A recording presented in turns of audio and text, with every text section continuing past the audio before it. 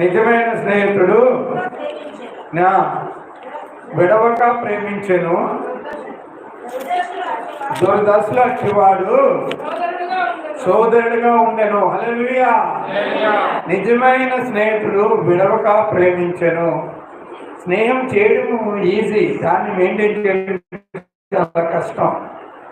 చాలామంది స్నేహం చేస్తారు, దాన్ని కొద్ది రోజులు పోయిన తర్వాత దాన్ని విరగొట్టేసుకుంటారు వాళ్ళు కాలే. ఎందుకంటే వాళ్ళన్నీ ఫుల్ఫిల్ చేసుకోలేరు. కానీ యేసుక్రీస్తు విడవక నిన్ను ప్రేమించెను.